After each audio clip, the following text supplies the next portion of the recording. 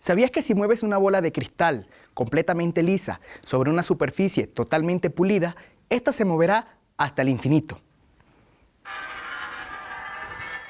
Esto lo describió Isaac Newton dentro de sus leyes, que son de vital importancia para la física. De hecho, marcan un antes y un después dentro de ella.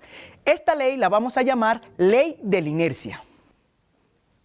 Para entenderla, definamos la inercia como la propiedad que tienen todos los cuerpos para permanecer en reposo o en movimiento uniforme. Esto quiere decir que es la tendencia que tiene un objeto a mantener su estado original, ya sea de movimiento o de reposo. Te invito a que hoy hablemos sobre la ley de la inercia.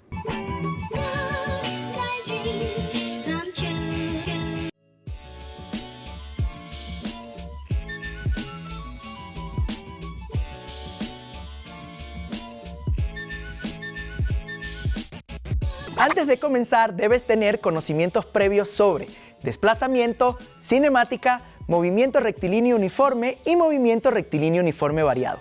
Los antiguos sabios como Aristóteles pensaban que los objetos tendían a estar en estado de reposo porque ese era su estado natural.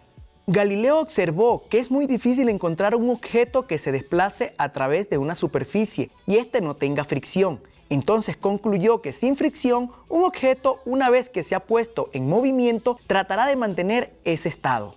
Este es el concepto clave de la ley de la inercia. De esta manera, podemos definir la primera ley de Newton como un objeto permanece en reposo o se mueve con velocidad que es constante en magnitud y dirección, a menos que una fuerza neta no nula actúe sobre este.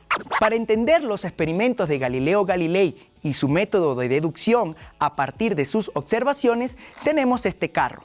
Si lo empujamos encima de una alfombra, notaremos que no avanza tanto.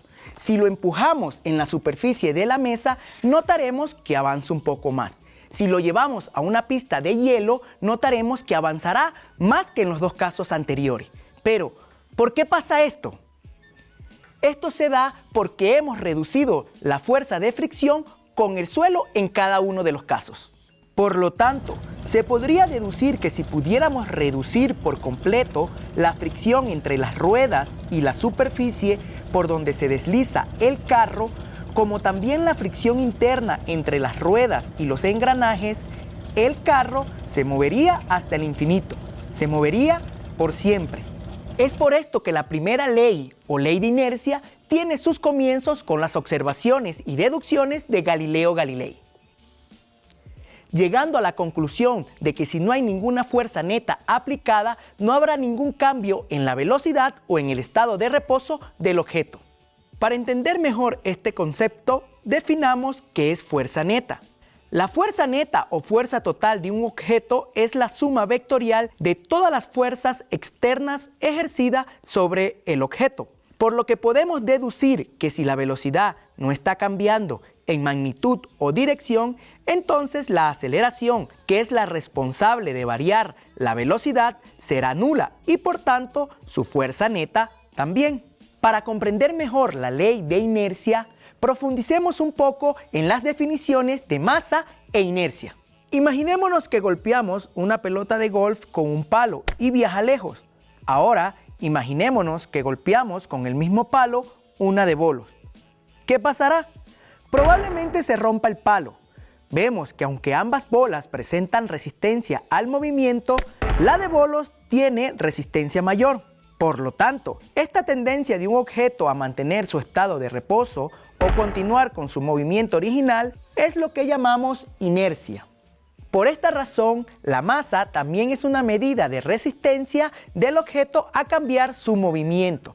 Es decir, mientras mayor sea la masa del objeto, menor aceleración tendrá en presencia de una fuerza aplicada. De aquí se deriva la relación de masa e inercia.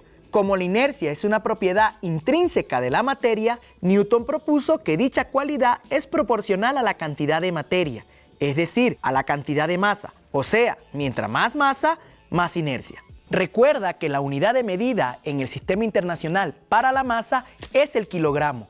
Y no debes de confundirlo con el peso, ya que el peso es una fuerza y su unidad de medida es el newton.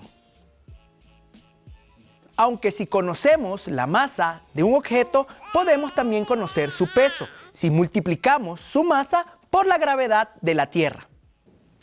Por ejemplo, podemos calcular el peso de una mujer cuya masa es de 50 kilogramos.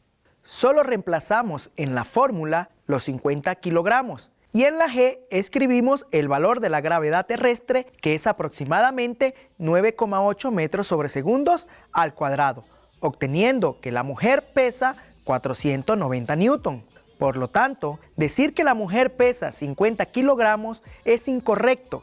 Los kilogramos no son una unidad de peso, sino una unidad de masa.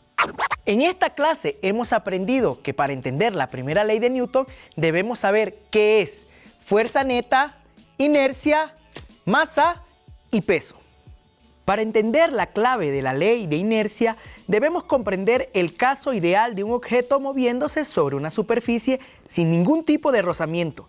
Entendemos que este objeto ideal mantendrá su movimiento para siempre, o en el caso contrario de un objeto que esté en reposo. Mientras no se le aplique una fuerza externa, se mantendrá siempre en reposo. Por esta razón podemos resumir la ley de inercia diciendo lo siguiente: un objeto en reposo permanecerá en reposo, o un objeto en movimiento constante permanecerá con esa velocidad en ausencia de fuerzas externas. En conclusión, si no hubiese ninguna fuerza externa que obligara al carro a detenerse, este podría recorrer todo el mundo e incluso sin combustible. Y hasta aquí la clase de hoy. Espero que los conocimientos adquiridos los puedas utilizar en tu vida diaria. Hasta la próxima. El gobierno de todos.